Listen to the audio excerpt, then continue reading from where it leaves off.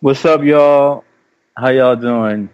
This is Gal and myself, Nolan Hack, episode 2 of Who's Culture, and we have so much to discuss so much ridiculousness to discuss. Why don't you start us off, Gal? Oh dear, where do we even start? Okay, I know what I'm going to start with. Top, if you're listening, sorry. So I got to watch my first episode of a Star Trek this week, Star Trek Discovery. And I don't know a lot about Star Trek, but why are the bad people black Klingons? And I need to show a picture of this. This is the first thing I thought. Now, please understand that I'm going into this show not knowing very much at all. Like, I don't know any of the lore. I don't know any of the history. And anybody who knows me knows that I want to start at the beginning. So this is hard. But the first thing I noticed is that the people that are supposed to be bad are portrayed as black. So I did a little bit of research and saw that in the original Star Trek, they were actually in blackface. And then, not only that, there is a white Klingon who we're supposed to, sympathize with. But I just have a problem with this. Why are we... I've heard that Star Trek is such a good thing for sociology, and I'm not complaining. I need to watch it some more. That's the first thing that would stand out to me is this portrayal of I understand that there are multiple races in Star Trek. People take Star Trek very seriously. Oh, yes, they do. And I'm not at all saying that it's going to be a bad thing. I've never seen it. Just looking into it, there's a lot of stuff written. There's even a class on Star Trek and culture and how much it is affected, and that's awesome. And I'm going to keep watching it. But I would like to just that's the first thing that stood out to me was the dark skin, and then they have this light Klingon. I mean, white. He's literally white, and he's being ostracized by other Klingons. By the way, spoiler alert! Anybody listening? It's just premiered, and I'm not going into any of the actual stuff other than that.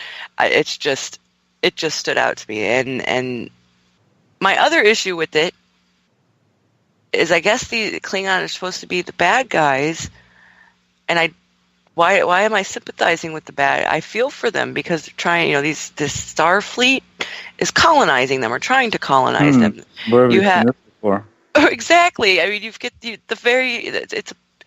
it all starts because one of the Vulcans, see, I don't know all of the different species, decides that they want to know what's going on, goes and finds them, and now they're fighting with them just because they got found. I don't know why we're celebrating colonization. From my understanding and research as well, this was mentioned in Deep Space Nine. They actually discussed the colonization of Klingons. So this being a prequel is kind of showing that colonization. And so we're supposed to be against those that are being colonized, who are portrayed with dark skin and as savages. I got a little bit of an issue with that. And you sent me something right before the show. I have an issue with, if I'm reading this right, this is the IMDb DB, I always get that wrong, list of the actors on Star Trek Discovery. Is that correct? Yes. This is the first thing I noticed before I even thought about it, because of course I look up. I can go to a movie and I'm still sitting there. If I see an actor or an actress, I look on IMDb because I want to if they look familiar, I want to know what they were in. Mm-hmm. And so I pulled it up while I was watching the show, and I noticed the very first thing I noticed is because the main character is a black woman. She is a fantastic actress. My issue is that even though she's the main character, she's second billed underneath a white man who hasn't even showed up in the show yet. And there was a lot of outrage in May whenever I was just doing any kind of research on this. Anybody who knows me, I'll tell you, I'll research the shit out whatever I watch because I want to know everything. That's why I don't watch that's why I've never gotten into Star Trek, because it's like a rabbit hole, right? There's so much stuff. And I'm one of those people that wants to see all of it and wants to know all of it. And they got a lot of criticism in May whenever it was announced, Discovery was announced, and about, the PC police, and they're trying too hard to have gender quotas because they had actually advertised that the two main characters were women of color, one Asian, one African American.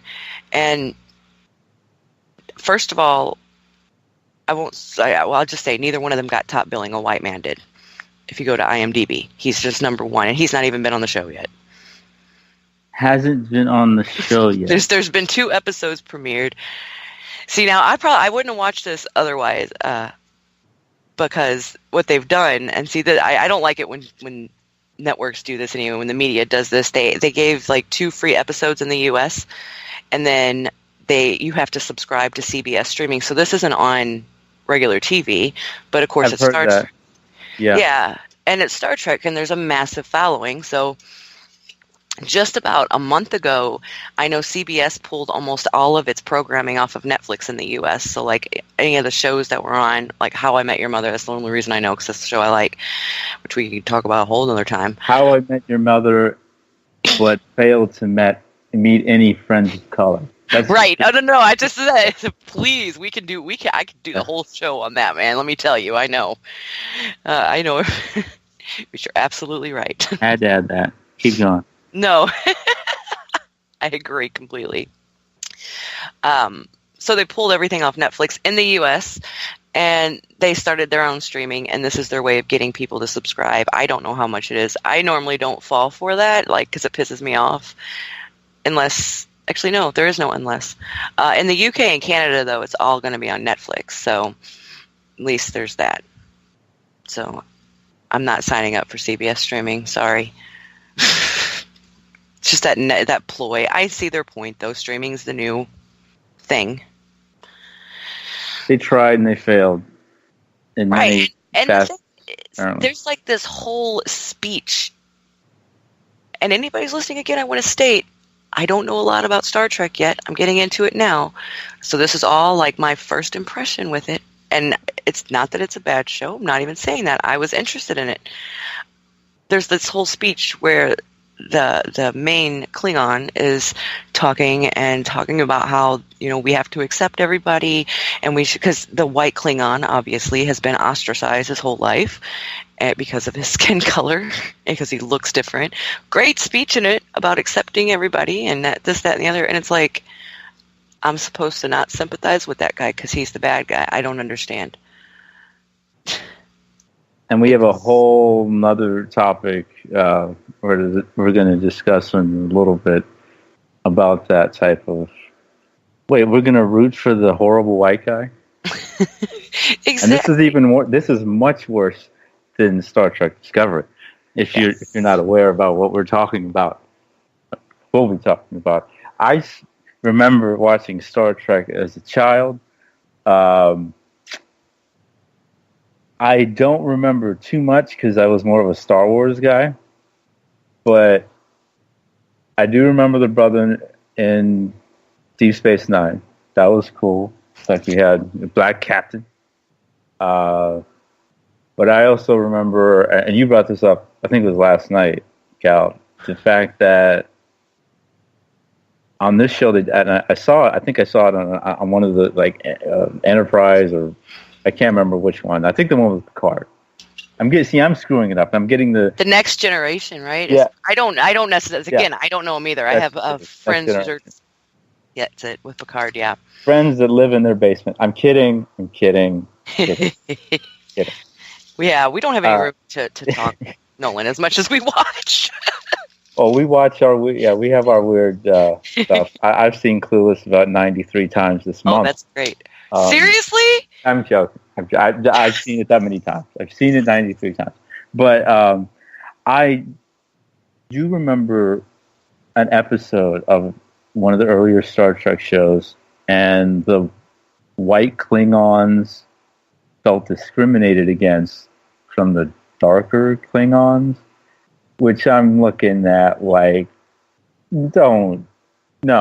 I mean, it's one thing if we got to that point where white America pretends that we are post-racism. If we were actually in a post-racist society, okay, cool.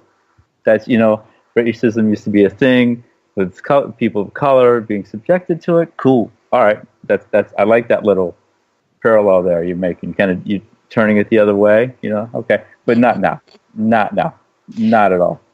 It's kind of I noticed when I was just kind of looking stuff up about it, like if you search, especially within some of the academic journals, again, this is a very popular show. You can find Harry Potter stuff as well. Things that get very popular get academic stuff written on them, sociological, psychological, things like that.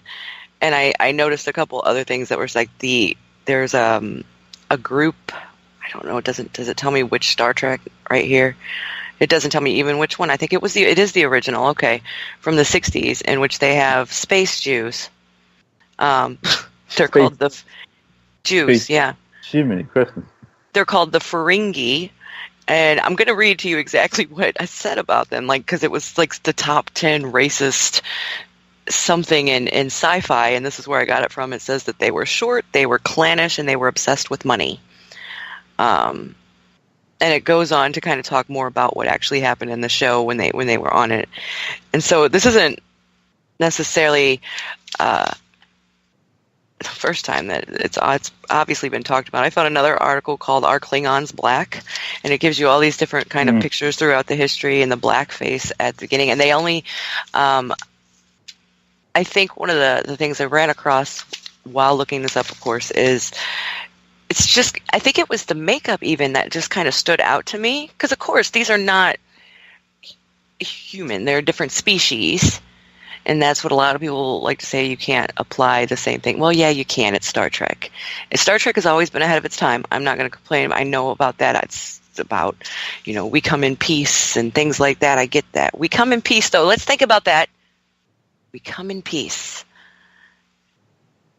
Where are you going? Why do you have to make sure everybody knows that? Because you're colonizing people and you're colonizing species and planets. Why? Sir Columbus said that. Exactly. To the Tanao people, the natives there. We come in peace. 15 minutes later, why is that native dude's head chopped off near the beach? What the hell just happened?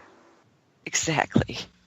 So that was just one of the things. Again, I'm not, as we talked about last week with Disney, doesn't mean I'm going to stop watching. I'm actually going to keep picking it out. I ruin everything. If I stopped watching everything I bitched about, I'd had nothing to watch. Oh, I've said that before. I actually made a thread about why I'm not boycotting the NFL, because if I boycotted the NFL because of the Washington team and Kansas City and kicking Cap out of the league, etc., I couldn't use the computer I'm using now to do the show because Apple is evil. Yes. I couldn't watch anything made by Disney ever again because Disney was an anti-Semite FBI informant. That means I can never watch Star Wars again because... I was just going to say, yes, Star Wars. So, I couldn't do anything. I mean, there's a lot of Fox shows that I like. The Simpsons are still my favorite show, but obviously Fox is the devil. But brothers and sisters, no more Empire? Come on. See, that's the whole point. We wouldn't have anything to do ever. We'd have a ball in a cup or something, game ball in a cup or jacks. I mean, I don't know, solitaire. Right. That's what we'd be left with. We'd have no media whatsoever. And I mean, that's kind of the whole point. That's what the show's about is how prevalent white supremacy is. And even in these shows, like, again, I know Star Trek is known for moving ahead and being ahead of its time, especially in the 60s and with having women and women of color and men of color always in big roles. And that's fantastic. It's just something that I noticed immediately watching this about it, and I'm going to continue watching it. I found it very interesting, but I'm still going to, pick it apart. I think that there are many different kind of shows right now that what we're going to see, just as we've seen always in the past, are going to try to talk about the issue of race and think that they are helping, and maybe they will help for some people, but aren't always going to hit the mark. And what I saw doesn't mean that anybody else is going to look at the show and immediately notice. I know people are going to notice the white Klingon versus the others. That's kind of the point. I just kind of think that sometimes when it's done, it's not necessarily done appropriately. It just leads on with white supremacy. Just like the South Park episode I was telling you about, which we'll talk about later, but very similar, trying to raise these kind of awarenesses and just miss the mark completely. Not saying Star Trek did that. Please don't attack me. Well, it's just something. I'm not you. I'm just saying listeners, anybody who listens. Not we may need a GoFundMe for both of us. We gotta get security for the Star Trek. Twitters, for all the stuff that we pick apart. Right. This one I have no apologies about picking apart. And as you say, certain producers, directors, writers do try, but fail. They try to make it the right way. They try to make it quote unquote diverse and all that. But this thing right here, called Thomas and Sally, is about as racist a form of entertainment as you're going to find. This is up there with The Birth of a Nation that Woodrow Wilson showed in the White House back in the beginning of the 20th century. This play is scheduled to premiere tomorrow night in the Bay Area in California at the Marin Theater in Mill Valley, California. Now, this play is about Thomas and Sally, Thomas Jefferson, one of the worst human beings to ever live, and Sally Hemings, his child slave. Yes. Child. Now, I just tweeted it, the picture, along with a link to the show for anybody else who's not listening and wants to listen. The painting, promotional art they're using for this, makes her look like Sanaa Lathan in a sexy photo shoot. The lips are all pouty. Looks like she has lipstick on and makeup. Like a woman, an adult woman. She was a child. Now, they also make Sally look in this artwork like she is not at all upset, not scared, not in trouble in any way. She looks happy to be in the same shot as a man who helped author the Indian Removal Act, had over 100 slaves, including Sally, and the children he forced her to have after raping her repeatedly for years and years and years. And the play is basically like they're billing it as an affair. They're billing it as, I heard yesterday they said, come jump into bed with Thomas and Sally. Oh, for what fuck's sake. the hell is that? Can you imagine if somebody, let's spin it. Because sometimes the only thing white people understand is when you spin it the other way, like we were talking about with the Klingon stuff. Let's say I made a play. And the play was about Elizabeth Smart and Brian David Mitchell and their love story. Oh, dear God, yep. Are you freaking kidding? Children, rape, pedophilia, kidnapping. But no. Erase all that. Make her an adult. And it's a love story. It's an affair. And that's been a common, of course, the whitewashedness of it, that common kind of belief that they were in love and that it's like everybody trying to tell a different story. First of all, of course, stories we don't know, other than I think her daughter left a journal. Is that right? I know somebody left a journal, and that's kind of how it was found out, right? Mm-hmm. And that kind of whitewash that, well, it's not kind of, it's exactly what it is, that whitewashing of the history, that of course, they were in love, he was, just the times they had, that they couldn't be together legally. No, that's not how this works. When you're a slave, you have no chance to consent. You have to do, or you die.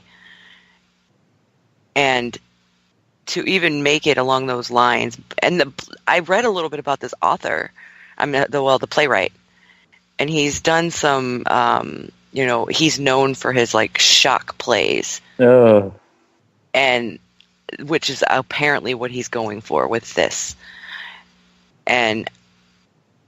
But yeah, being written by a black man, I know, which somehow makes it okay. Which the white people trying to defend this play are saying his name is Thomas Bradshaw.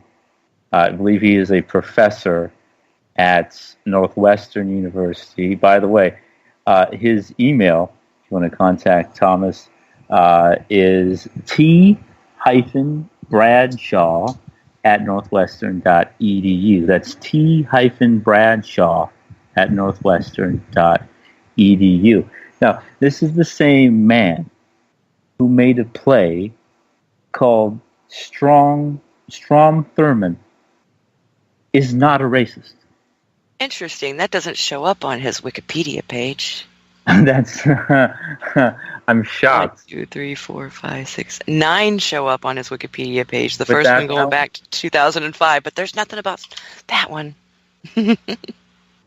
Wow, I'm not surprised, but he seems to take pride in his work, no matter how disgusting it is, including this. That she was. Yeah, this thing here is it's awful. I almost used the phrase my dad invented: horror awful, horrible, awful.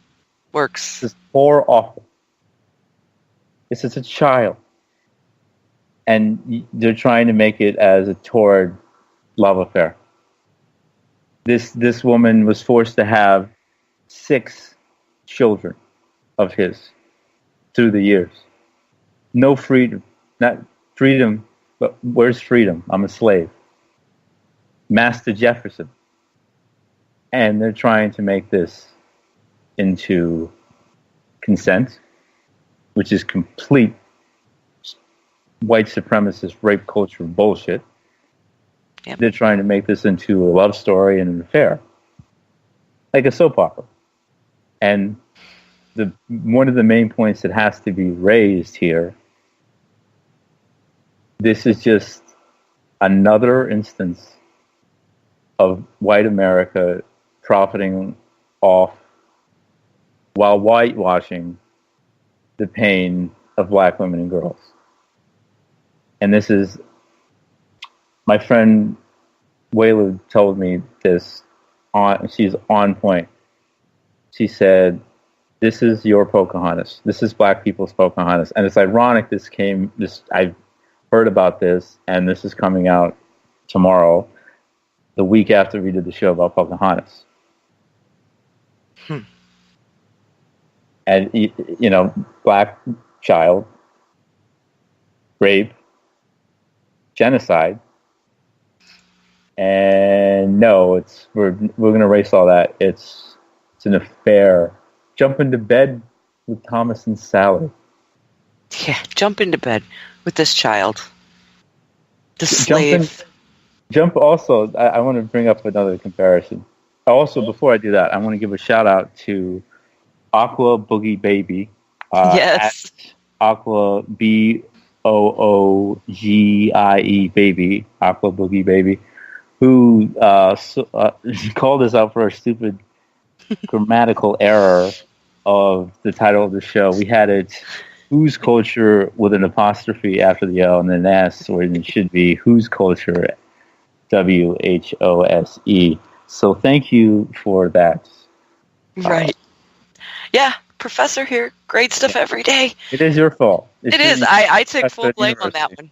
You said And it wasn't like it was the first time we'd seen it. We'd looked at the picture I for know. like 2 weeks. You'd think at least 2 weeks. We picked the name, we discussed it, and we just botched it. So yes, actually, last week's show was Who is Culture? Yes. Well, we didn't know what culture was. But we figured it out now. We've got this. And now we're back to the whose culture is it? And apparently I accidentally came across this. It says The Diary of Sally Hemings. Now this is from the Michigan Quarterly Review. So you can blame them. I'm just reading it off of that. From the first moment of the day, Master Jefferson wants things just so. A young woman must dress properly, not a wrinkle nor a speck of dirt. He brings music to the sitting room, fine harpsichord to soothe his head. His pain is my own. Come on. His pain is my own. That is a literal I'm a slave, Stockholm, any kind of love, not love, F that. See, I'm thinking in a colonized brain. Any kind of feeling she had for him, the Stockholm Syndrome. He's in full control of her. His pain is my problem? Bullshit. But it's obviously what she had to go through. I'm just saying that's bullshit, that she had to go through that. And then now they're whitewashing that. Master Jefferson, our French is poor. Those words we learned back home. Girls' French, they don't work here. So I'm guessing this is when she was in France with him. I'll tweet out the link to part of her diary. This is just... I'm reading the article that you had tweeted out earlier this week when you brought this to my attention right now again. I'm kind of like looking over it because I knew this is where I'd seen some of the stuff about the playwright. And here is his actual quote because, like I said, apparently he's known for this kind of shock value and showing, at least according to him, showing the hypocrisy of situations. And it says some of his past plays have touched on subjects similarly to the Hemings-Jefferson story. Southern Promises coolly portrayed the chilling hypocrisy and cruelty of the P.S. slave owners, touching more than once upon the inherently non-consensual nature of slaveholders having sex with the people whom they consider to be their property. His play, Strom Thurmond is Not a Racist, see it's here, it's not on Wikipedia, centered around a politician defined by his fierce advocacy of segregation and opposition to the civil rights movement. So, like, of course they're saying that maybe it'll turn it around, blah, blah, blah. But the next part goes, asked about any connection he sees between Thomas and Sally in these earlier works, Bradshaw says, quote, they're similar in the fact that I don't place a modern sensibility on how the characters think and behave. I try my best to recreate the parameters and thought processes of the time they lived in. Many of the characters' beliefs might be offensive to a modern audience, yet this is how people thought and behaved during this time. So it's what we call techniques of neutralization. It's this, don't be mad at me that this is the way people thought at that time and I'm just recreating it. Don't be mad that this is the way people lived. But at the same time, trying to discuss this kind of, I'm going to show the hypocrisy of it. And maybe he will, but the point is why does this, how many times I've already seen, even just Googling this, I only found like one or two things about it, but there's another play from like early or mid 1900s called Thomas and Sally. There's another play called Sally and Tom. And so like this is not the first time it's being done.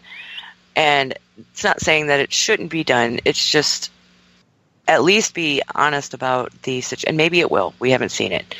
But I just don't see that happening. This is one of those things I get. I'm a little lost for words sometimes with this. It's so vile. It's so vile.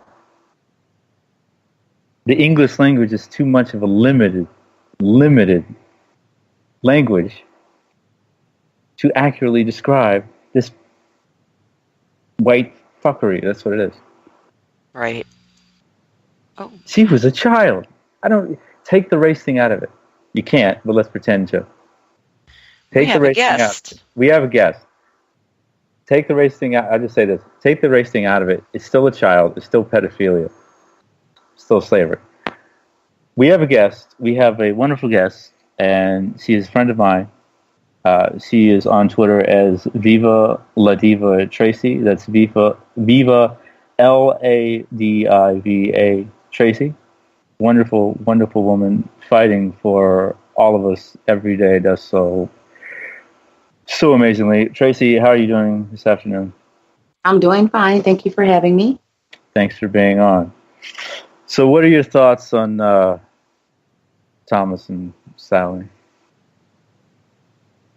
The same thoughts that most people who are relatively woke should have.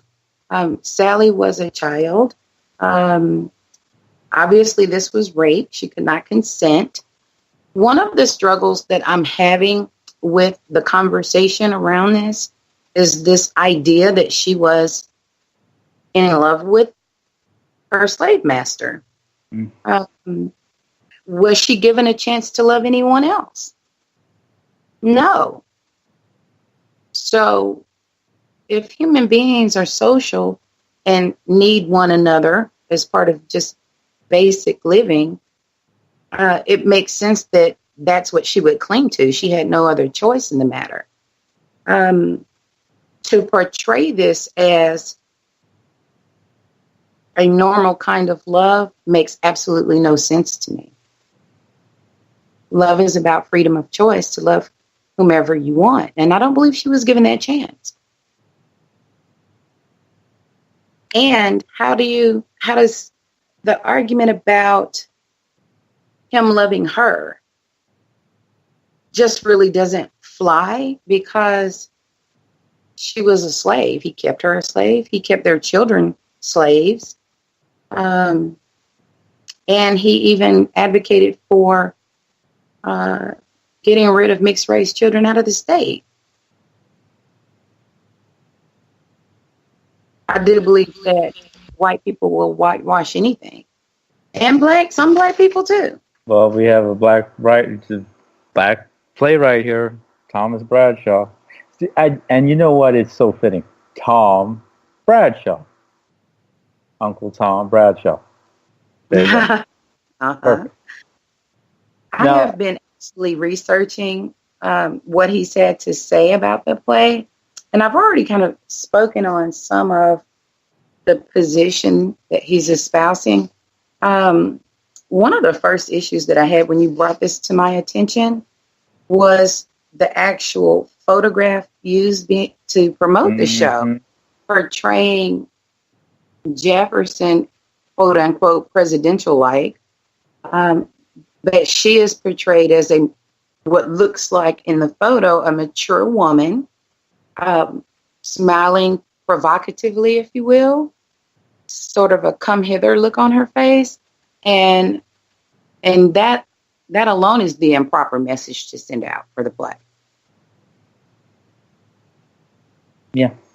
He was a child.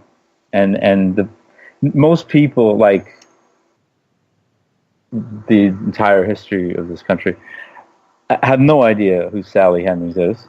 And they think Thomas Jefferson was an amazing person and an American hero. Well, technically he is an American hero because he provided America with a lot more land and a lot of money because he kept slavery going. But he was about the worst man to ever live. He's as bad as it gets. The Indian Removal Act alone responsible for just millions of deaths of Native people. And he had over 100 slaves and had child slaves, one of whom he sexually assaulted for years and years and years and forced her to have children. And there's one of the the pushback to the pushback, I guess. So you have a lot of people now angry at us for being upset about this. This is some editor at Viewpoint magazine. Oh, shocking. New York Times. Also, he's been in there. He says it's interesting to see this tweet, and he's talking about the tweet of the Marin Theater Company talking about the world premiere of Thomas and Sally tomorrow night in the Bay Area, being widely reposted with anger and indignation, while the play cited as an example of white obliviousness. It is by a black playwright, Uncle Tom, he wrote Thomas Bradshaw. Thomas Bradshaw, whose work consistently deals with racism and violence. Here's his artist's statement. And then he shows the artist's statement. I'll read one sentence from it. Should not be viewed as a simple self-congratulatory form of entertainment. Well, the next one's interesting. It should slap the audience awake with its audacity and rivet them with its electricity. So child rape is electric.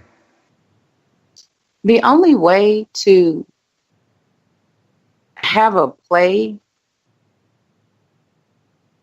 be electric, and I actually read what you're talking about, would be to minimize the role that rape played in this. I don't know how you can describe rape in those words, but I expect no less from a guy. Mm-hmm. No offense to the gentleman out there. I don't expect any less than minimizing rape by a guy. I think a woman, perhaps, playwright, would approach it differently. Especially a black woman playwright. What do you think about that argument? And it's a bogus argument. But as a black woman, well, a black guy wrote it, so it's okay. No. There are a lot of black people that speak on black issues that uphold white supremacy. One of the fastest examples that you'll notice would be Sheriff Clark. Mm-hmm. And Ben Carson.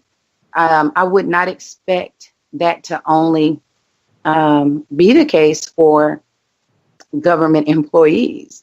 Thoughts like that cross the spectrum, and it can affect artists as well. Artists being playwrights. That is a form of art. So that it doesn't surprise me. Rape culture permeates every aspect of life. It transcends socioeconomic status, religion. Nothing about it shocks me.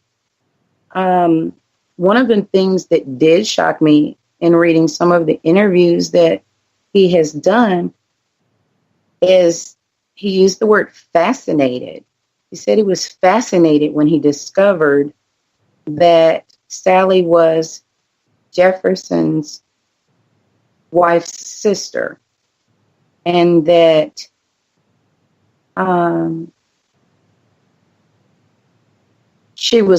Sally was only, quote unquote, only 1/4 black. And I think that really minimized her blackness, for starters, and made it seem like, well, things may have been more appropriate because she was practically white. Or maybe appropriate is not the word that I'm looking for, but because she was so close to white, for some reason, maybe the societal view at the time would be different when it really wasn't. I really think he minimized her blackness in his interviews. They do the same. Have the same things happen to me. I know the same things happen to you. The same thing happens to Colin Kaepernick, and we'll get into that in a minute. He's Rodney Harrison, a black man who used to play in the NFL, a Pro Bowler. said, he's not black. Colin Kaepernick's not black. And Harrison, as I predicted, was not fired from Sunday Night Football on NBC. Still holds that job. Moral of that story being anti-black pays, as Thomas and Sally shows you. And I had a troll come in talking about this today, and she said, "Well, we should just move on. We don't have. You're getting upset over something you shouldn't get upset about. It's in the past," which is ironic because she's defending the play, talking about the past, but telling us to stop talking about the past. But anyways, and she, of course, whitewashed the pain that Sally had to go through all her life. What does that whitewashing of a black girl and black women's pain do to society, both white America and black women and girls? Oh, gosh, I don't think you have a show long enough to respond to the question. First, I have to say that in this situation, I'm the privileged person.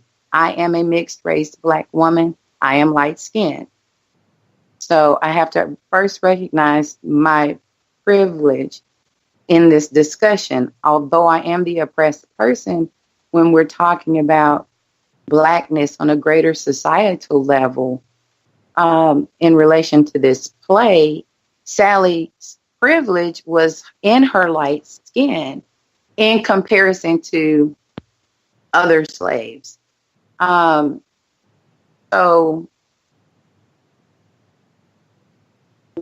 one thing that is difficult to discuss being that privileged person is the pain experienced by the mixed race person because of differential treatment by our own darker skin, oppressed brothers and sisters.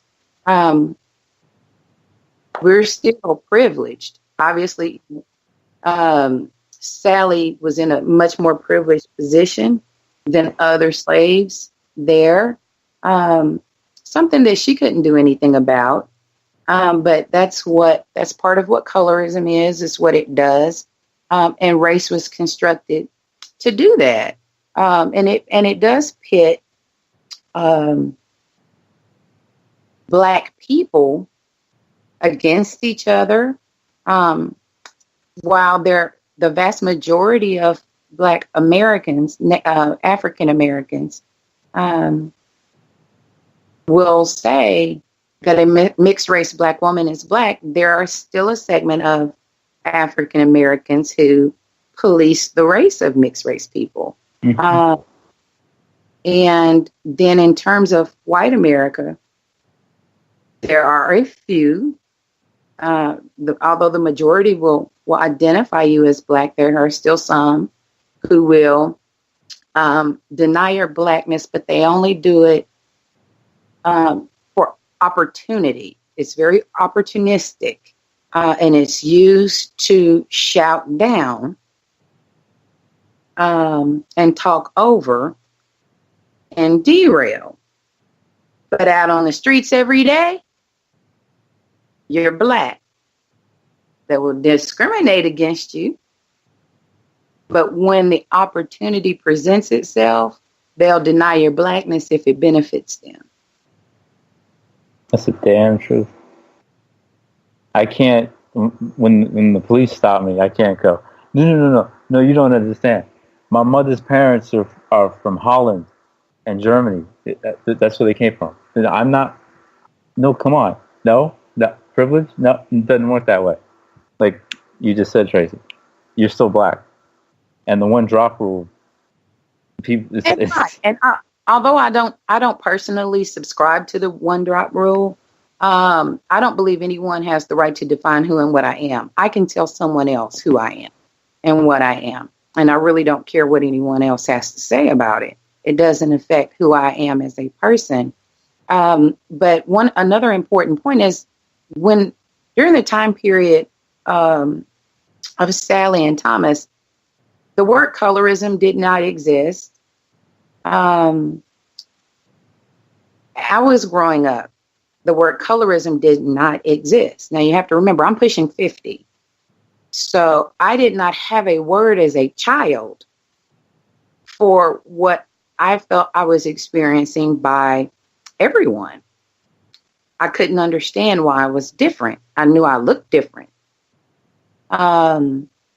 And even as a young adult, the word colorism has been coined and people are studying it. We knew it was there. We knew it was happening, but the word did not exist. There was no language really for it that centered around the word colorism.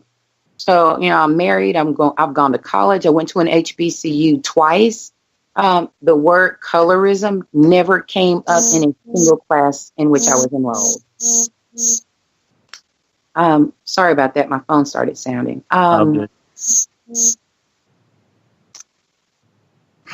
So I think that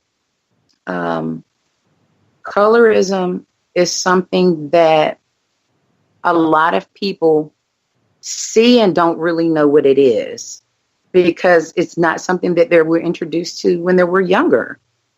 I've really learned the most about it just from my online community.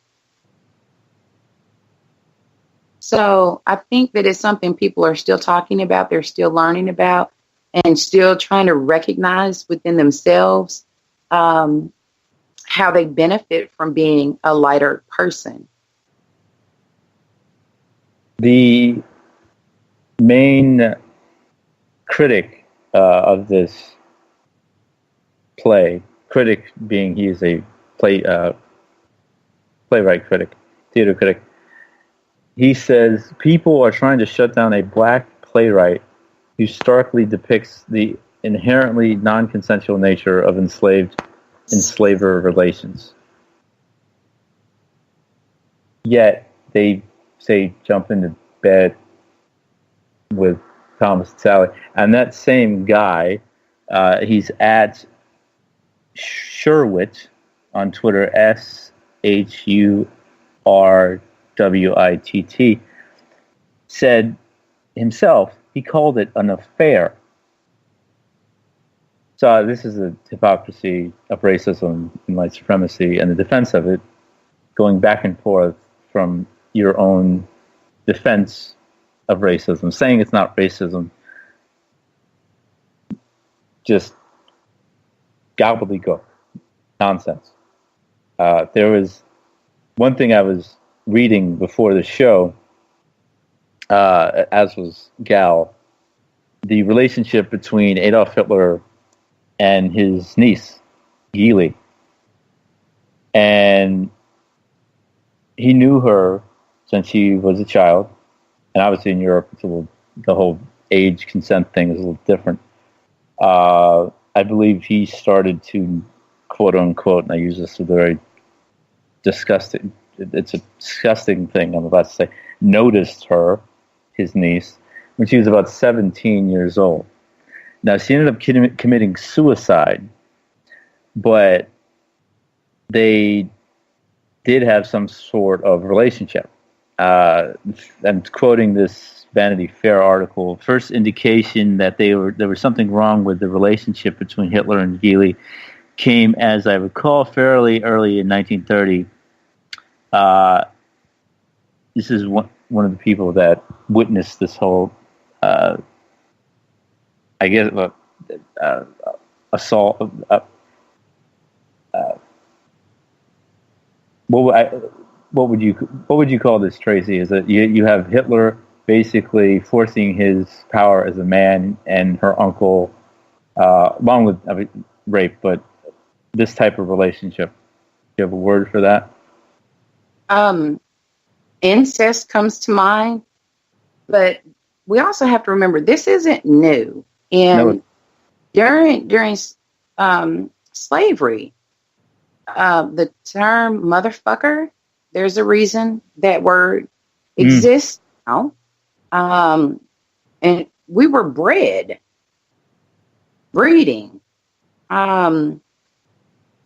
all types of depraved sexual acts transpired. But that has been throughout the whole of human history. So in terms of older man, younger woman, that's gets back into rape culture. But incest has long been with this. There's nothing new under the sun. No, it's not. And the relationship with Hitler and his niece, Hitler had pornographic drawings that he made of her, and someone had gotten a hold of them trying to blackmail him. He bought them back, and then a friend of his is like, burn it, just burn them, get rid of them. And he's like, no, I want them back. The disgust of the complete depravity of this relationship. A man named Strasser says, it recalls a tearful Geely telling Hitler that when the night came, telling Strasser, excuse me, when the night came, Hitler made her undress while he would lie down on the floor. Then she would have to squat over his face, where he could examine her at close range, and this made me very excited. And it got, I'm not even going to read the rest because, goodness, it gets more vile and really disgusting. So, if one of us, a person of color or black person, wrote a play, Adolf and Geely, and did it the same way and called it an affair, jump into bed with Adolf and Geely, we would, I can't even imagine. We'd be called anti-Semitic. We'd have hate mail, death threats. That play would never see the light of day. How are they defining affair with Sally and Thomas? When we think of the word affair, we think someone is married and that person is cheating, and the nature of that relationship is called an affair. But affair also it implies consent, the way that we use the word. But another thing that really troubles me about this is, while calling us 3/5 of a human being, we're animals. We're not really human. Savages. I mean, what were white people doing? They were okay with bestiality if we're animals? I mean, so where does affair come into that? If you're saying we're not even human beings, but you're having sex with us, you're having children with us. I mean, I'm just being blunt. How do you class that as an affair? A human being having sex with someone else that you're saying isn't a human being? Yeah, I never got that either. But then again, I kind of end that argument in my head with racism doesn't make any sense. It's complete hypocrisy. Yes. Hitler himself. It just shows that they knew that we were human beings. Yeah. They absolutely knew that we were human beings.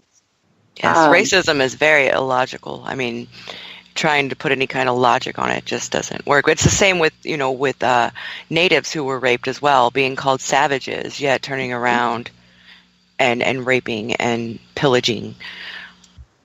Sorry, I just had to jump in there. No, that's absolutely true. I mean, this is definitely not something that is unique to the Black experience and history here in the United States. Absolutely. Native women and men, people of all genders, were raped at the hands of settlers. I had posted in the chat earlier, though, like listening to the conversation, and I think, Nolan, earlier when we were talking about this, you did a fantastic analogy with Elizabeth Smart, because that's, as you said, that's what white people need to hear, is this kind of analogy, and so they can understand like where this anger can come from. And I think of all the times I see people in America, white people in America, talking about how horrible like Islam is because Muhammad had a younger quote unquote wife, or because, you know, how racist and sexist Gandhi was for sleeping in a bed, not having sex, but sleeping in a bed with a woman half his age. Like, that's okay for them to be offended at, but this doesn't even, like, nothing to them. This doesn't even, they're like, no, that's just normal. They loved each other. Like, it's that trying to make something logical to themselves that they can agree with, convincing themselves. Like, cognitive dissonance is exactly what it is. And arranged marriages, you know, looking down on any culture that has arranged marriages, most of the time people of color around the world, and how horrible that must be because they don't get romantic love, and don't even get me started on the idea of romantic love. But this kind of looking down on it. Mm-hmm. Arranged, sorry. No, okay. I think that they're conflating arranged marriage with forced marriage. Yes, absolutely they are. They're not the same thing. They're not the same thing. In an arranged marriage, there is some element of consent. When we're talking about people arranging a marriage and then you don't have the option not to marry that person, then it becomes forced. Absolutely. And I was just bringing it up in that sense of how we always hear how much better America is because we don't have this, that, or the other. And that's kind of that exceptionalism that's forced upon, at least that ideology that's forced upon other cultures that they know nothing about. They automatically assume arranged marriage, as you said, means forced, and they are two very different situations. And it's going to, but then if you bring up Thomas and Sally, they're like, well, it wasn't forced. She wrote that she loved him, and not even look past that. The aspect of lacking consent, having no choice, having nobody else that she could love. So just trying to survive in a horrible situation. Absolutely. I mean, what I think about this sometimes as a black man in this country. What we go through now is hell beyond belief. But I even try to think about, okay, well, what about my dad and his siblings in Memphis in the 50s? What about his parents before then in the South? And then, okay, what about my ancestors during slavery? Like, goodness gracious. And then here's Sally Hemings, child slave, repeatedly sexually assaulted children, forced births. That you can't, other than murder, death. And I'm sure some girls and women have said, it's true. I'm trying not to speak for them, but I've heard cases of women and girls committing suicide after going through that for an amount of time because it's such a hellish existence. And this is the whole point. You have a theater company in California, Liberal Central, putting this on like it's an affair or a love story or some kind of soap opera. This is the worst kind of humanity you can have on this planet. What I've read about the play is that it's fiction.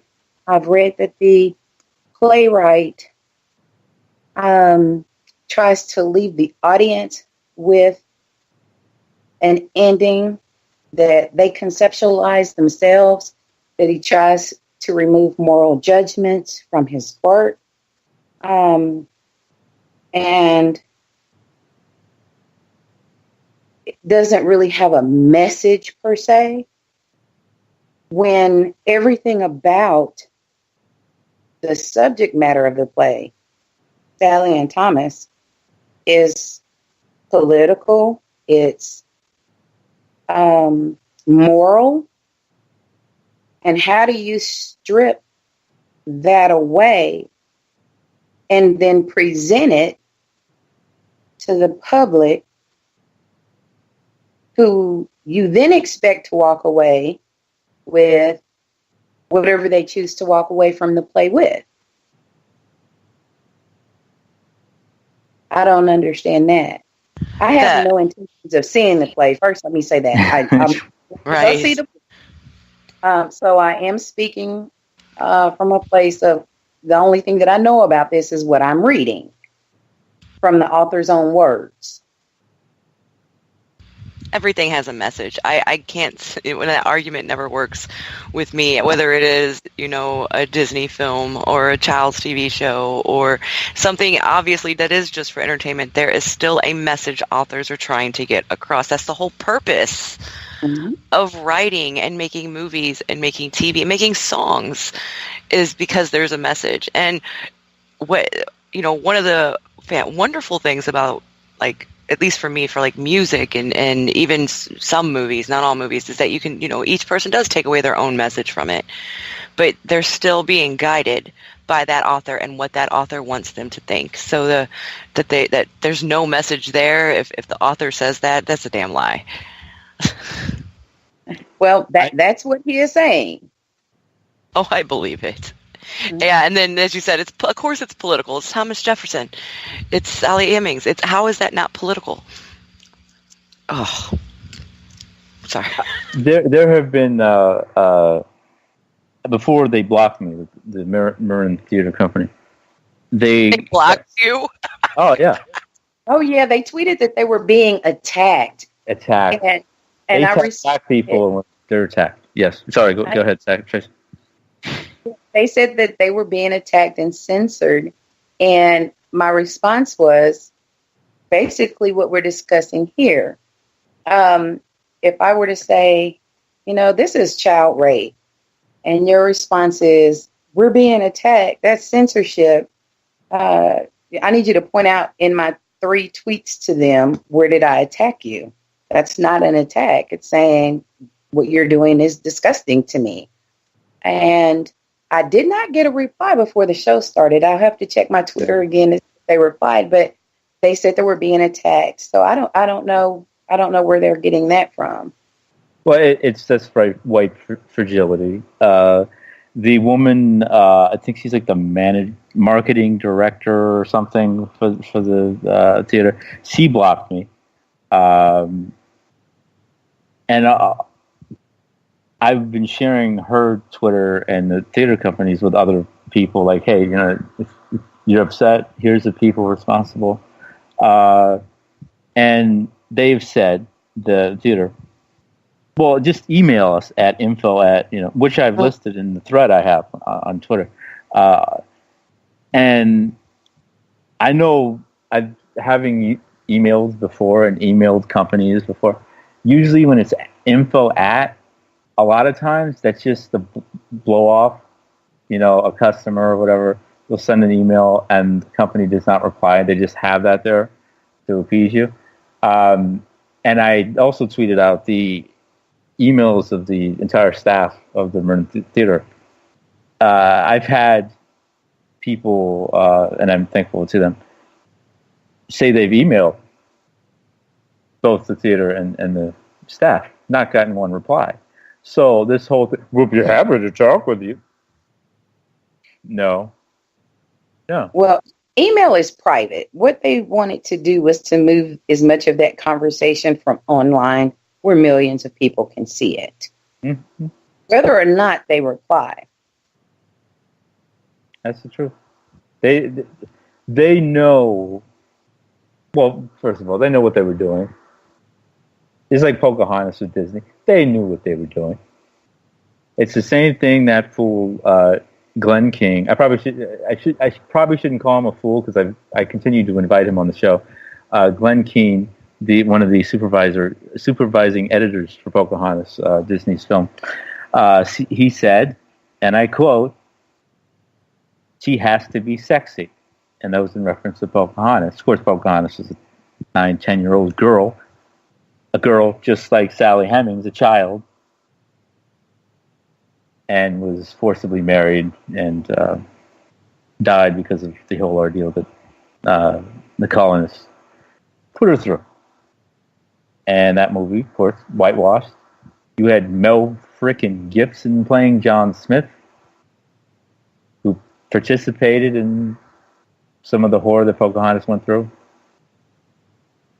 And you have here a black man writing a play that where he also wrote a play called Strom Thurmond is Not a Racist. So the white supremacy aspect is undeniable here. And a friend of mine just texted me during the show. She's also the one who said, it's our Pocahontas. Wei-Lu, she says, refusing, she's talking about the theater company in Bradshaw, refusing to look past the fact that she was a child who was psychologically traumatized and tortured and groomed to love, quote unquote, her abuser. If there was any kind of positive feeling for, I'm quoting Sally Hemings here, Master Jefferson, it was because he forced that into her. It's the same love I had for white Jesus, because that was forced into me. Now, obviously, I'm not comparing those two things directly. I'm just making a tiny parallel. The love of our hell is forced into us. Thomas Bradshaw is the perfect example of that. He is just yelling with a microphone, "Hey, check this play out. Check these plays that I write." It's astounding. It's amazing. But, and of course, the point my friend made, any positive feeling Sally Hemings had for Thomas Jefferson, the Stockholm Syndrome. It's yes, disgusting. Yes, and I agree with that. If you're cut off from everyone, and your entire survival depends on one or two people, you do whatever it takes, and you may eventually develop a kind of emotion for your captor. But given the chance, would you have chosen to do that? No. It's the same thing with Sally. What opportunity did she have to have a romantic relationship and feelings for someone else? She didn't. And this is a quote from a New York Times article. At some point, Sally Hemings became Mr. Jefferson's concubine. In the words of Madison Hemings, in 1789, pregnant by Jefferson, she refused to return to Virginia and be, quote, re-enslaved. Were she to return, any child she bore there would be enslaved. She's 16 at the time saying, no. Right there. It's right there.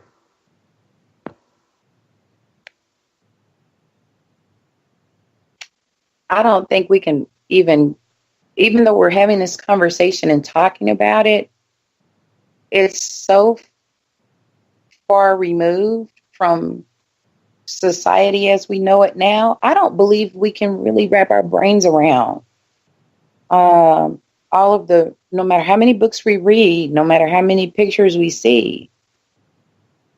Can we even wrap our brain around the brutality of genocide and torture? We read about it, we hear about it, we can have emotion about it, but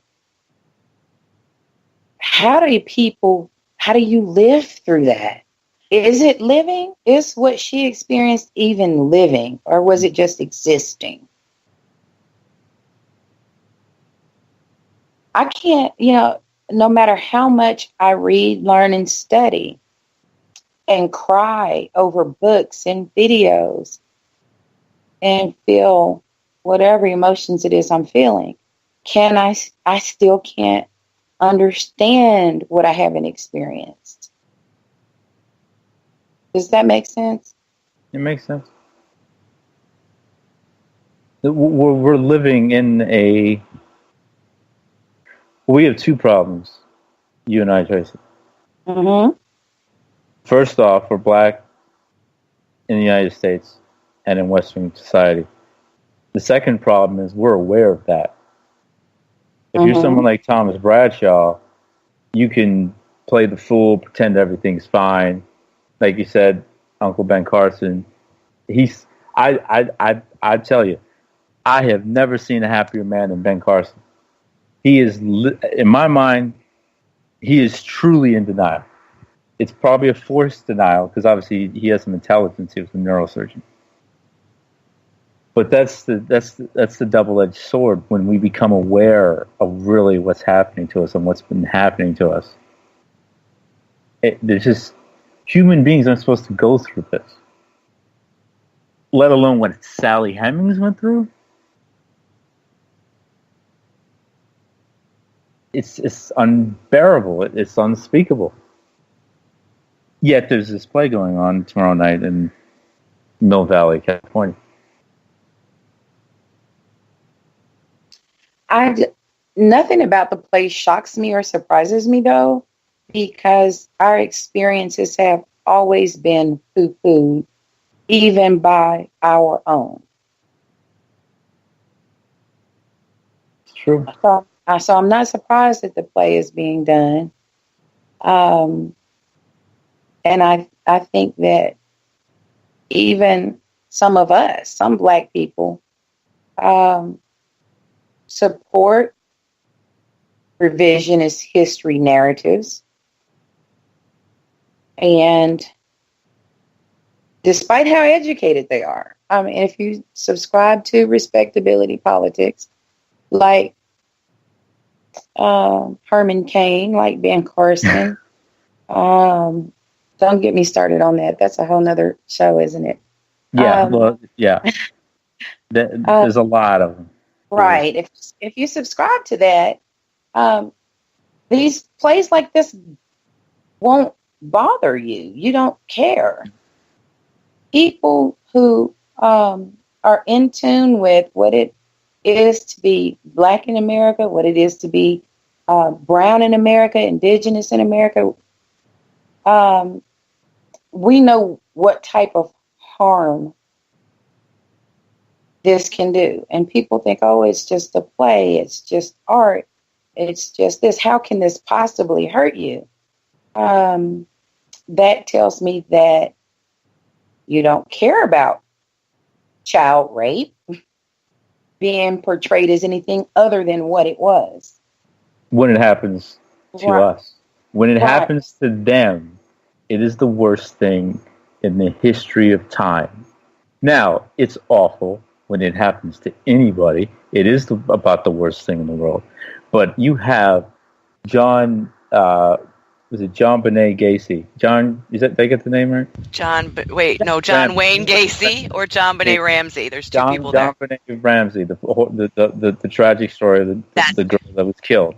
Okay, CBS is producing like a 6-part miniseries about her tragic death, 20 years after the fact. Kira Friedman was a 2-year-old Native child, baby girl, taken from her Native family and against her grandmother's wishes, placed with a dangerous white family, drug users, dangerous, died because of the father. That, other than local media and Native outlets, that didn't go anywhere. That who cares? 2-year-old child. 2. That just happened last year. White child has this horrible thing happen to her.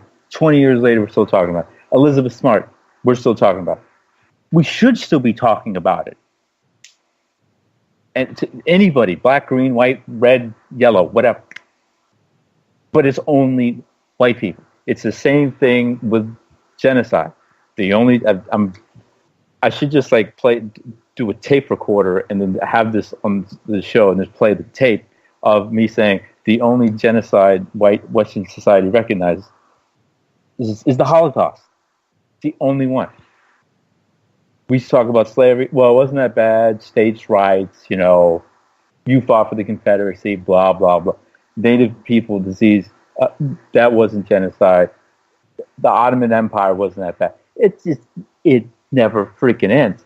If it happens to white people, it's the worst thing in the world. If it happens to us, we need to get over it immediately, and it doesn't matter. You are so not wrong. You are so right. And as a teacher, I'm telling you that because I get, when we get to genocide, and I ask my students to name any genocide, that's the only one they can name. And when I start saying, okay, well, what about the natives, or what about the Armenian genocide by the Turkish? What about, and just giving them different examples. They're like, well, I've never heard of that. But you also have to realize that most of my students are between the age of 18 and 22, just getting out of high school, and they haven't even heard of like Japanese internment based on our American exceptionalist education. Or native internment. There were 100 native people put in those camps, and most of them never were allowed to go home afterwards.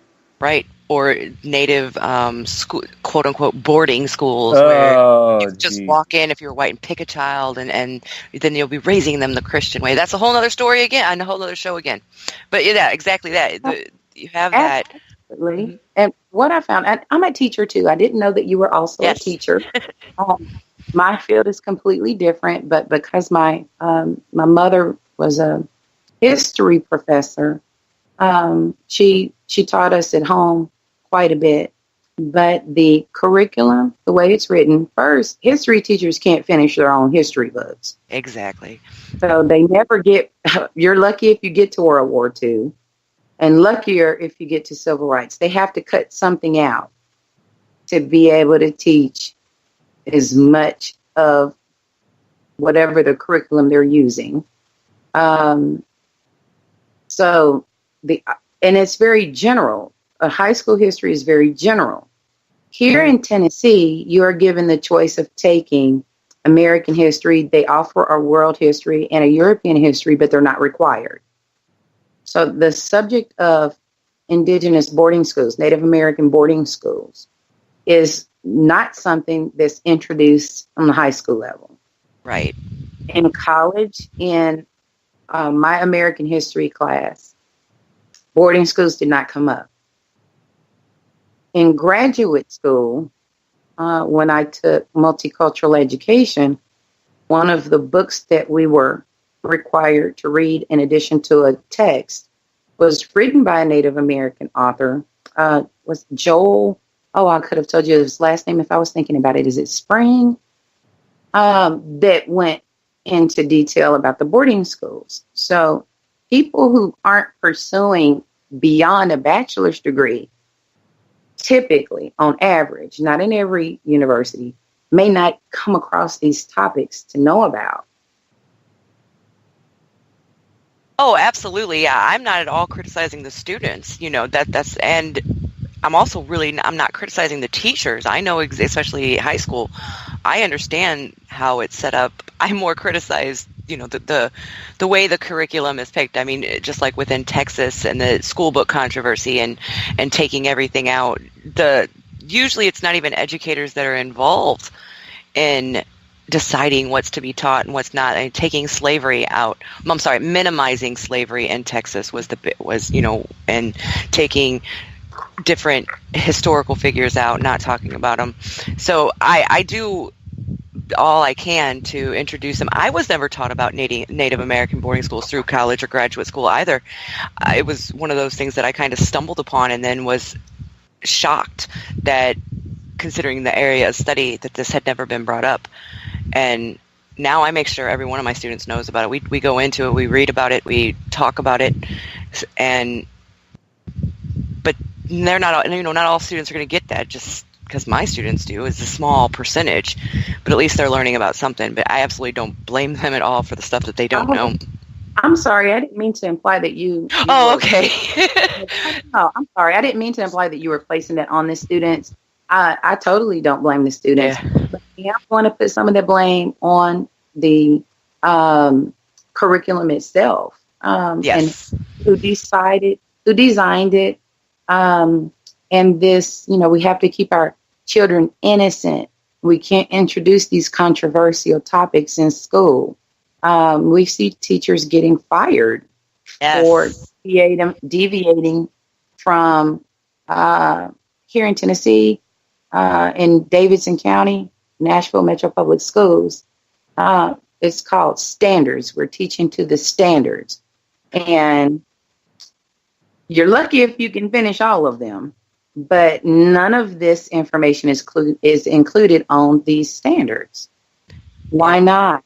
Why not? Why do you believe a 15-year-old is too fragile to understand what a boarding school was? What? Not too fragile to understand the gas chamber. Yep, exactly. I was taken to museum in Los Angeles with my class in 4th or 5th grade, and we met a survivor. He had the numbers tattooed on his arm. We saw all the pictures of all the horrible stuff. If it happens to white people, then we'll learn about it. If it happens to us, we have to find the stuff out on our own.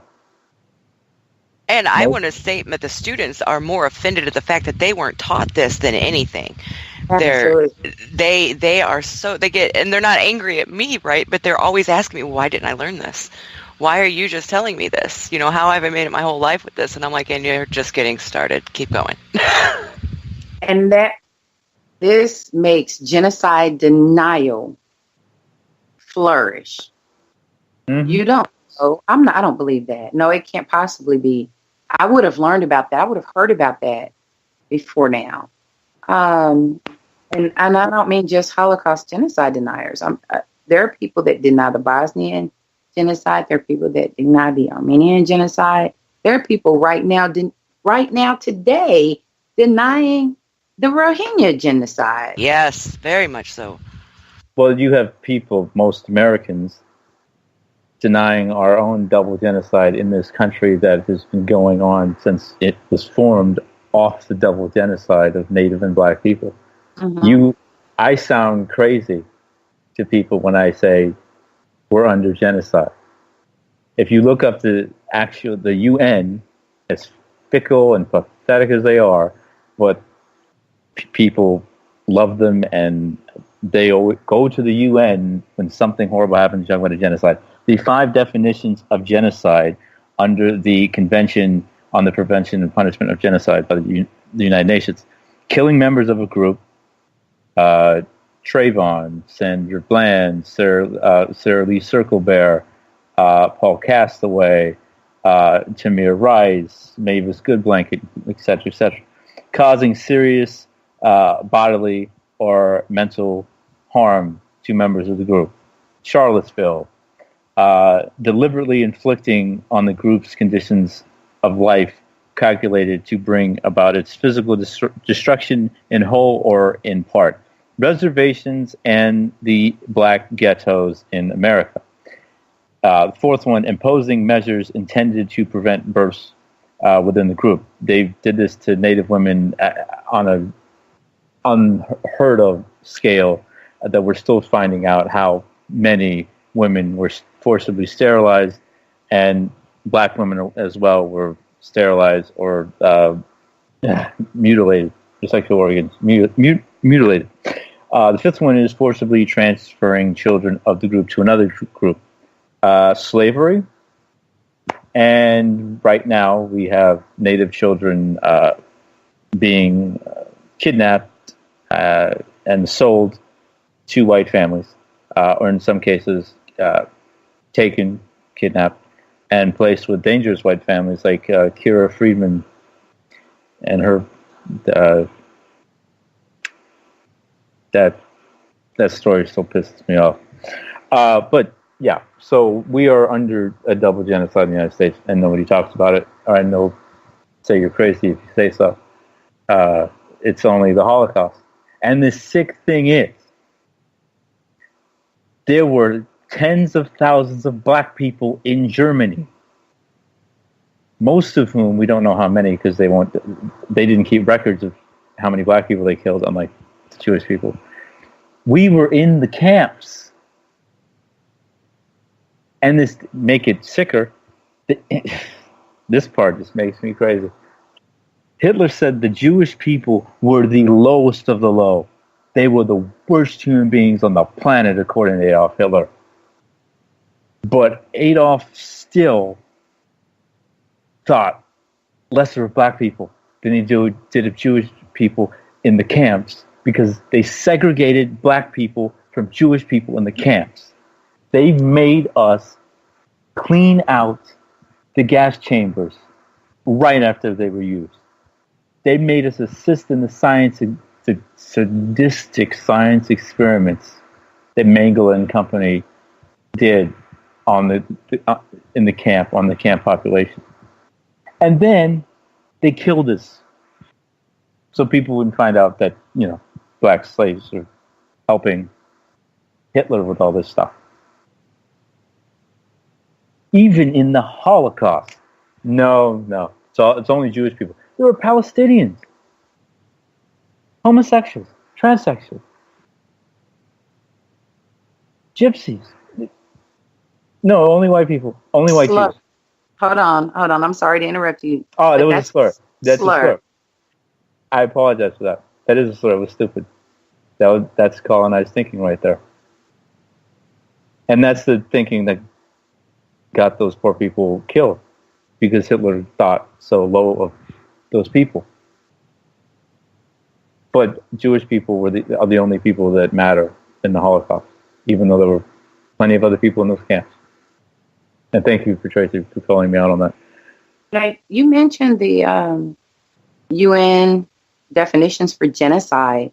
There's also a really good graphic anyone can Google using the search term 8 stages of genocide. There's a new one that says 9 stages.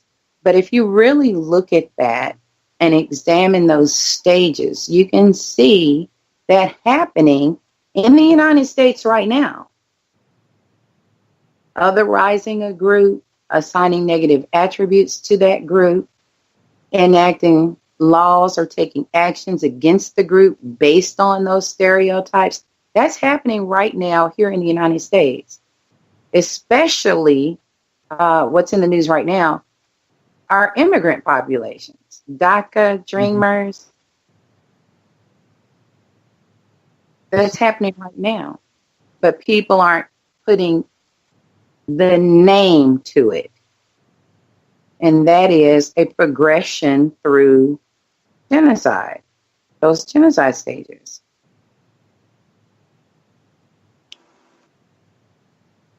People will look at fact when it's there. And I say, I'll use most people in this nation and in Western society, because that's how brainwashed we are. Like when I used that horrible slur just then, and I apologize again. We just go, whatever. Get over it. Move on. And speaking of moving on and people saying get over it, we definitely want to talk about the NFL protests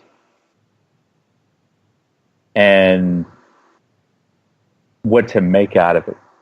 And Tracy, you're the guest. I'll go to you first. What do you make of the most recent protests in the NFL this past weekend? I think that answer would differ depending on the teams. For example, the Steelers didn't even take the field during the anthem. And at first I thought, oh, okay. That's great. Wonderful. Yay, Steelers. But then on the back end, I found out it was because the coach, the black coach, by the way, said he wanted the team to be united and everyone was either going to stand or kneel, or we're going to, I don't want any conflicts between my players, people being upset that this person kneeled and that person didn't. So either you guys get together and decide what you're going to do, or we're not going out. So I think that the team avoided making a choice, with the exception of that one player that did come out who later apologized. And then we saw a lot more people kneeling. Some were standing. A few hundred players kneeled. Some players, put their hand on the shoulder. And I think that anybody has the right to protest at any time. And this is a right that we recognize here in the United States. The problem has come in now that is because, well, you did it during the anthem. And for me, that's just policing black protest, period. Doesn't matter what we do, doesn't matter where, you will find a problem with it. And you have got to be a very entitled person if you feel like you can dictate to someone else how they address the fact that they're discriminated against. They're making it about the anthem and the flag and all of these other things. But the people that are doing that have no stake in, and they're not trying to do anything about police brutality, discrimination, racism in this country. I support Colin in his choice to sit or kneel. I believe he was sitting before he started to do the kneeling. Mm-hmm. I support players that choose not to kneel because you have the choice to do either or. If you're choosing to stand up or not kneel, what else are you doing in your life to correct the discrimination and racism in this country? For me, that's what I want to hear from the players who are not kneeling. You made the choice not to kneel. I want to hear you say why you chose not to kneel and what you're doing about the problem. And that problem is not the national anthem. And that problem is not I chose to kneel during the national anthem. The problem is non-white people in this country are discriminated against. Period. And that's the facts we just spoke on. It's just undeniable fact that 2 + 2 = 4. And there's to kind of echo the other side, even though it shouldn't be another side, but the people disagreeing with us standing up for our own lives. And this dude kind of represents that side. His name is James Robbins. He's an opinion columnist for the USA Today, for USA Today. He says, sports used to be fun, but these protests are divisive and pointless. Okay, so Tamir Rice was pointless? Fuck that guy. Yeah, like, fuck that guy, totally. One thing that I've noticed about the people that are screaming divisive, racism is divisive. I've never heard you say that racism is divisive. You're not addressing the problem at all. You're not upset about the problem. You're upset that we made you think about it because you saw someone kneel. Tim Tebow kneeled. Nobody ever had a problem with that, did they? Hard white Christian, as far as I understand, minus some of his kind of sexist viewpoints. Decent guy, but he kneeled. He prayed. He scored touchdown and prayed. Now, if he was a Muslim player and did that, there would be protests, different kinds of protests. But there would be protests. Mm-hmm. That's true. That's very true. Dude, I've always used the comedy line from Chris Rock. If it's all white, it's all right. Mm-hmm. And that's the moral of this story. You have, and this guy's speaking. This what's his name? James Robbins. He's saying, remember when you could enjoy pro football without getting lectured on politics? Can't we just enjoy it? He basically echoing the point of, can we just enjoy the games? What if you're native? What if you're indigenous to this land and you live in Washington, D.C.? And I know some friends of indigenous descent who do. How in the name of white Jesus are you supposed to enjoy the National Football League when you're hearing a word as bad as nigger for 3 hours every Sunday? And I was in D.C. for 2 months this past winter. I saw that apparel all over the place, including on some black folks. I'm not native. It drove me crazy. Because if I saw the N-word everywhere, I'd be losing my freaking mind. How are they supposed to enjoy the games? Kansas City. Chiefs? How are they supposed to enjoy these games?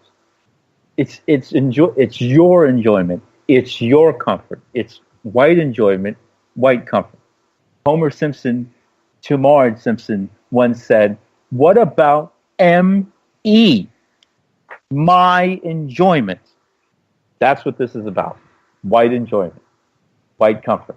We're stomping on the white comfort by standing up for our lives, our bodies bleeding out in the street every single day, and they're uncomfortable. That's all this is about from their end. They're very uncomfortable, and for white people to really sit down and think about it, I often don't move past the guilt, the white guilt stage. Anything that makes you uncomfortable, you tend to avoid in life. And no one wants to be accountable for the shit that they do, for the shit that they don't do, because silence is an act as well. Mm-hmm. It's a hell of an act. And until you value a life more than guilt, nothing will be done. And that's the whole problem. That's what a lot of people don't realize. Protest isn't supposed to make you comfortable in the first place. That's the whole point of it. You're supposed to be uncomfortable. It's supposed to ignore. Yeah, exactly. I tell my students every day, especially in my social problems class, that our biggest social problem is apathy. And when I say that, I'm generally speaking of the white population, but it's not just, a majority it is, but it's when things don't affect them. When I explain privilege, that's what it's like. Oh, if you don't think that's a problem, well, that's your privilege. Let's talk about that. And one of my biggest issues with this weekend's protests, or whatever we want to call it, is that it turned into something to be against Trump and not what the protest is originally about with Cap. And that angered me. I kept seeing, this, and you see it with these hardcore liberals, especially in the media, who haven't barely said a word about the actual protest with Cap, but now they're all like, everybody should kneel. Well, you didn't give a shit last week and believe me, everybody knows I fucking hate Trump with the rest of them, but that should not be the reason you are kneeling to protest if it's just because the president told you not to. It should be about the actual systematic killing, and this is, of course, very close with me as well, being right here in the middle in St. Louis and Ferguson. It's like you're not even talking about the issue at hand. And instead it's about, oh, Trump tweeted this, oh, Trump tweeted. Who the fuck cares? Let's talk about what we've been trying to raise attention to for decades, and more so recently, the last 3 years, instead of turning it about what Trump said and kneeling because Trump told you not to. And that's angered me. That's turned into something completely different. And isn't the case with most protests? Yes. Oh, absolutely. It's not new. And it will be used again. It's a tactic that will be used again. Change the narrative, change the change the meaning behind it and turn it into something else so that the other masses will rise up in condemnation. Yep, that is spot on. It's the same reason as, why we don't get any media coverage of any kind of protest as negative media coverage. Turn it into they're criminals, or with Occupy Wall Street, they're all homeless, or they don't care about this. They're just trying to get attention for this reason or that reason. I know here in St. Louis during those protests, it was that there was criminals involved in that as well, just as they've done with Ferguson and St. Louis.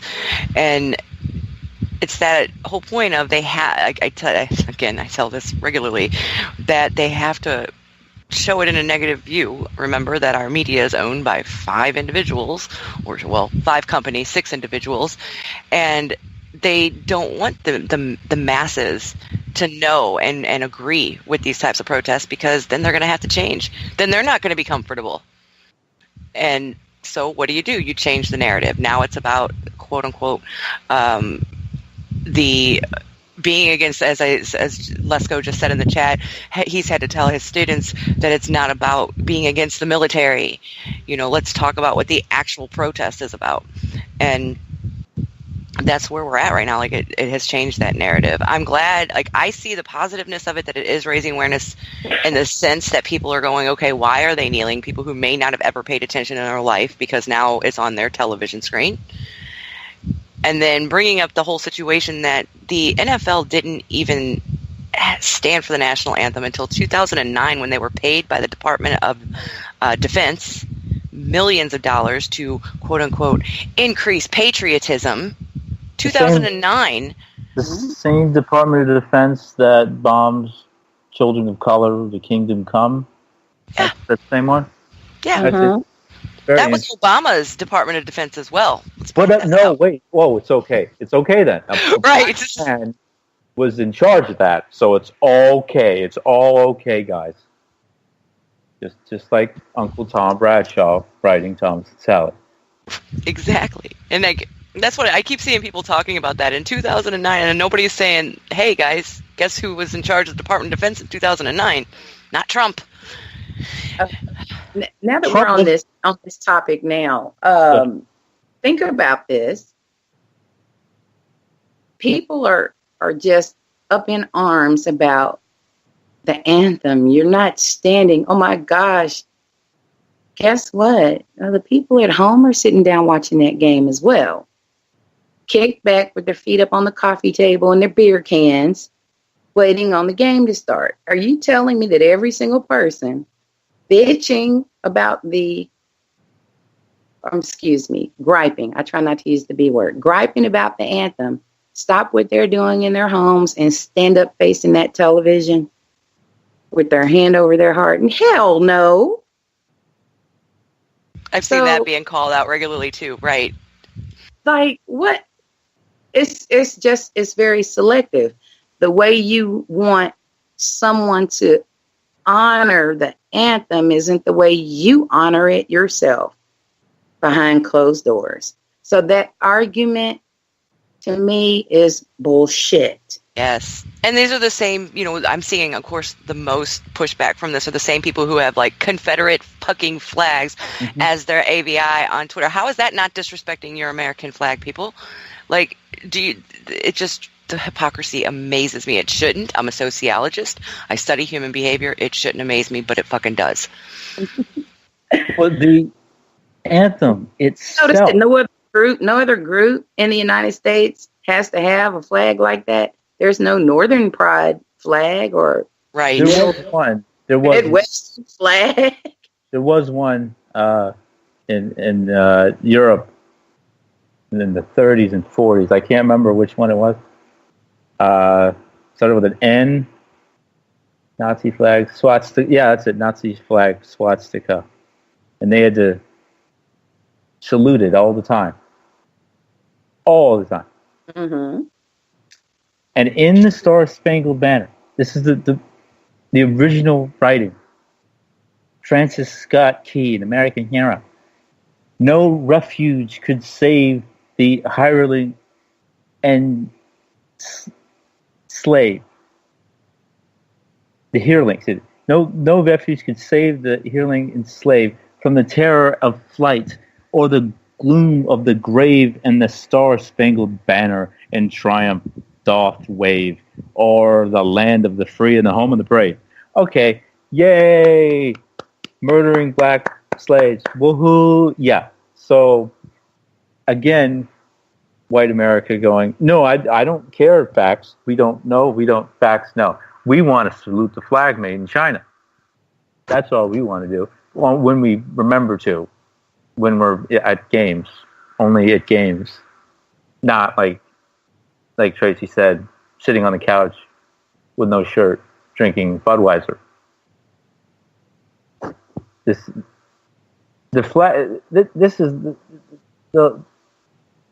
hypocrisy. I mean, the whole thing with the flag and the anthem, and even the country, it's such a bad thing. It's so taboo to call yourself, from my standpoint, an anti-American.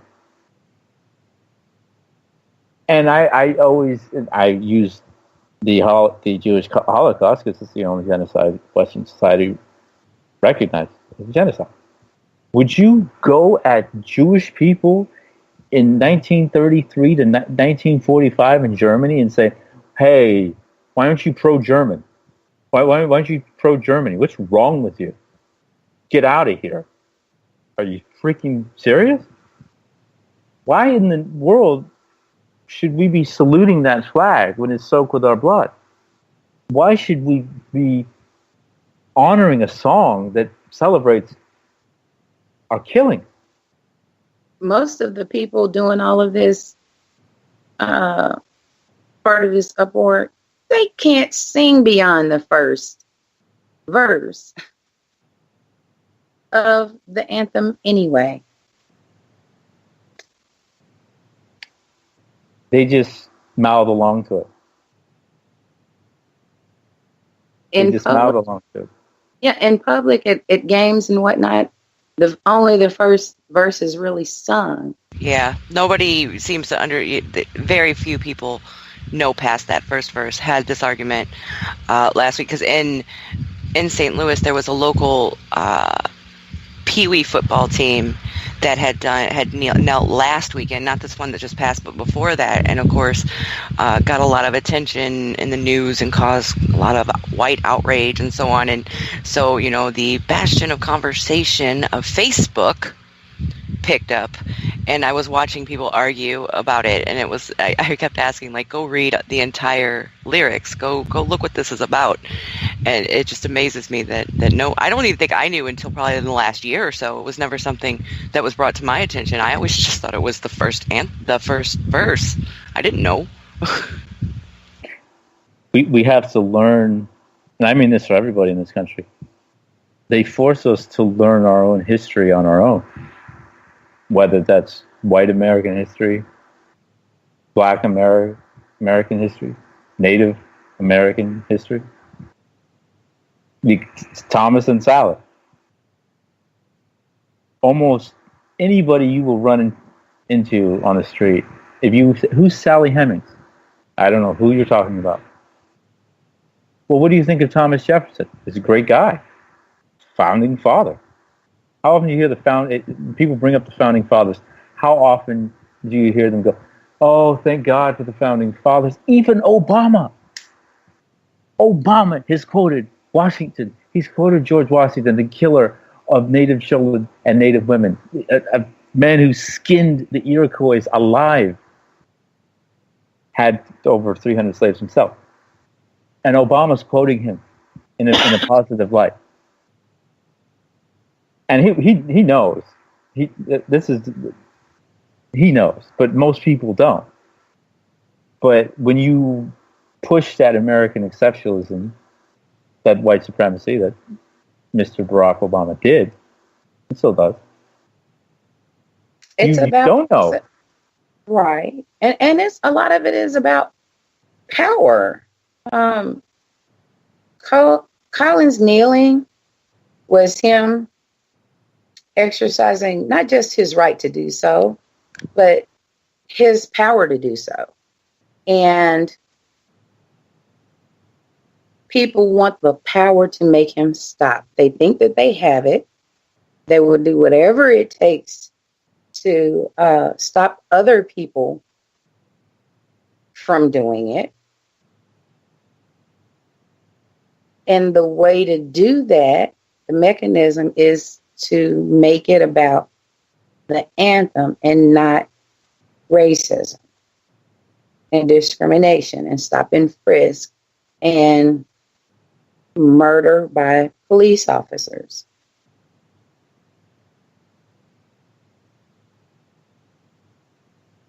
And that alone is hypocritical, because you're saying, well, it's just about the anthem. It's not about racism. The anthem is racist. Of course, they don't know that. They don't want to know that. But excuse that. As people become aware of the entire anthem and what it says, they won't ask that our country create a new anthem that recognizes and embraces all of the people that make up this nation. Oh no, leave it the way that it is. That's our history. That's this. They'll find any reason in the world to justify continuing to sing it or to keep it because it's not important to them. And what that tells me is that any non-white person is unimportant to you. If you truly value equality, constitutional rights for everyone, it would not be selectively enforced against some people and not others.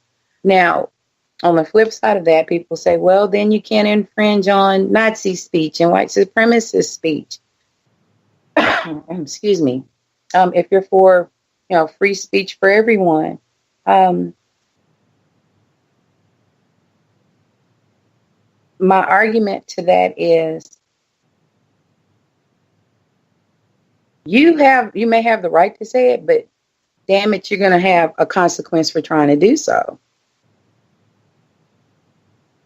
When it comes to violence, because Nazi speech, all of that is total violence. A Nazi standing next to me on the street corner is an immediate physical threat to me, period. If I am on a college campus and Nazis come by with their signs, they're an immediate physical threat to me just by being there before they even open their mouth. And I have the right to defend myself against that. And that's what you should expect. Colin taking a knee, there's no threat there at all. It's a threat to white power. But, right. Well, I mean, in terms of a physical threat, there's the speech is not the same. Very peaceful. Yeah. It's not harmful to anyone. It's not an immediate threat. It requires a physical response. Why do you have a problem with what he is doing? While championing the tiki torch carriers.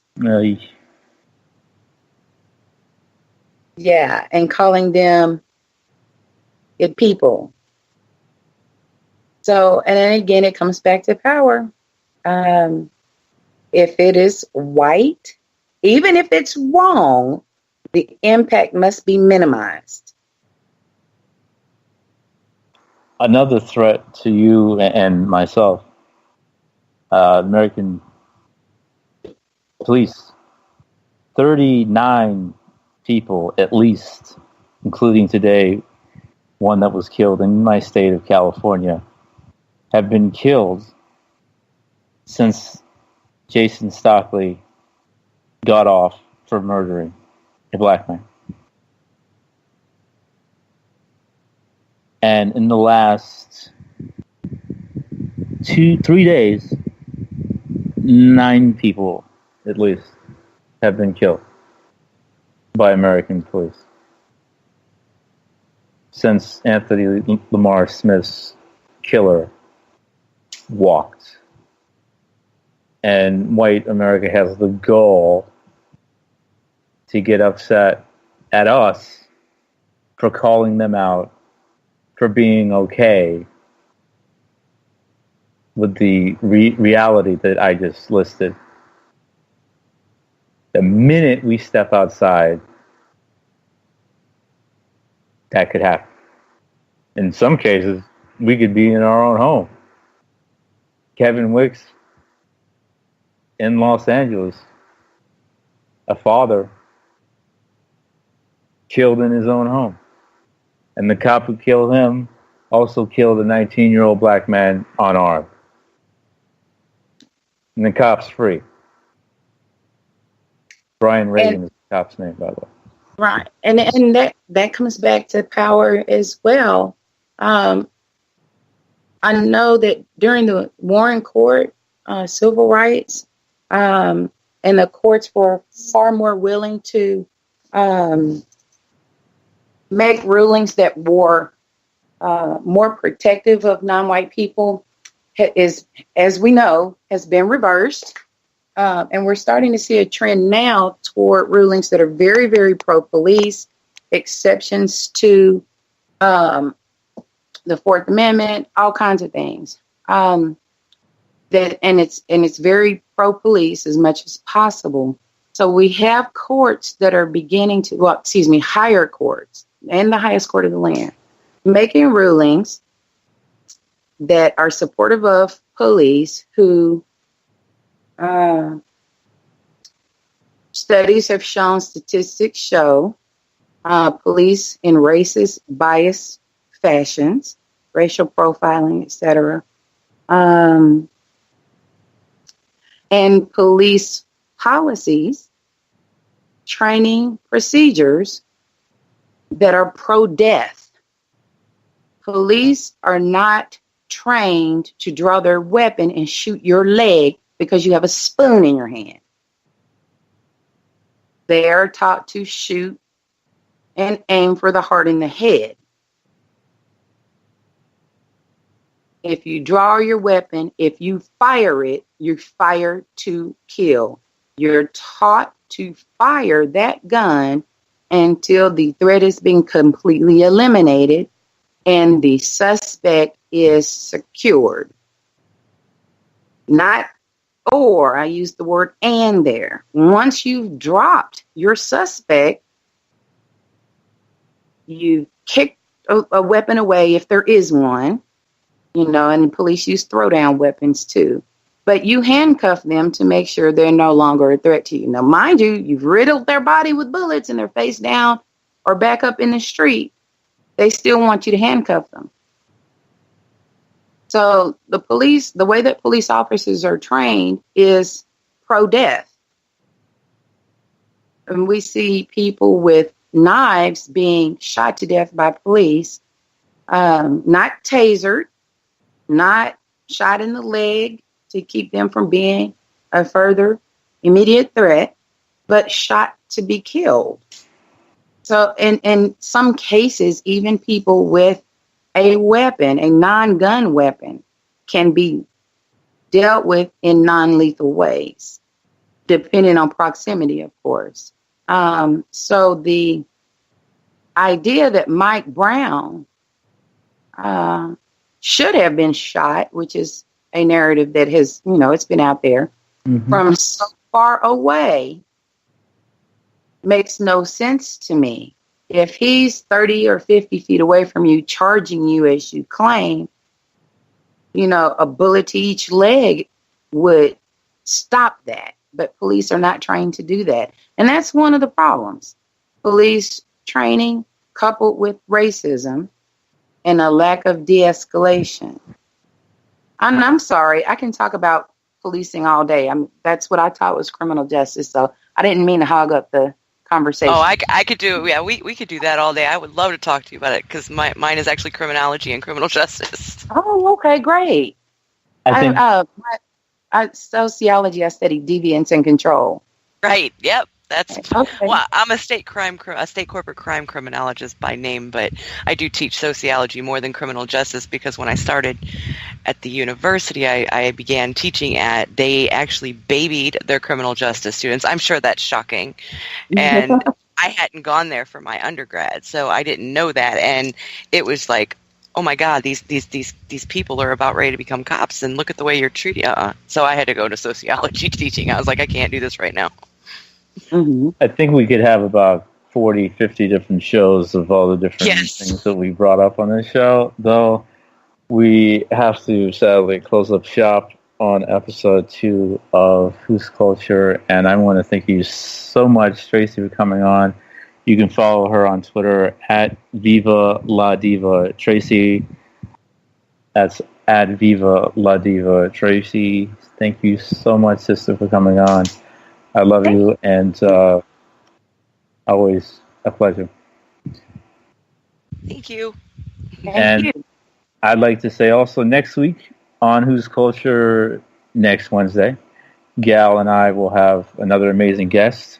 We have screenwriter and author named Tanana Reeve. Tanana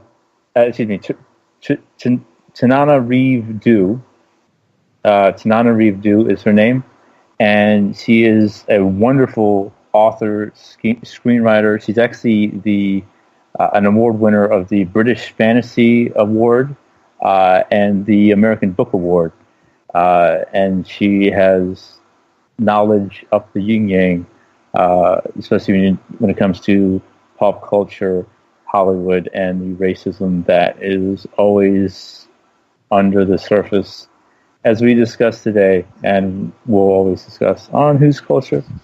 So thanks again for tuning in, y'all, and boycott, whatever you can do. Tweet at the Marin Theater Company, call them, email, whatever. If you're in the Bay Area, show up and protest. They go on tomorrow night, and they'll be there for a couple weeks. Thanks, everybody, for listening, and you all have a good afternoon and evening. Bye, guys.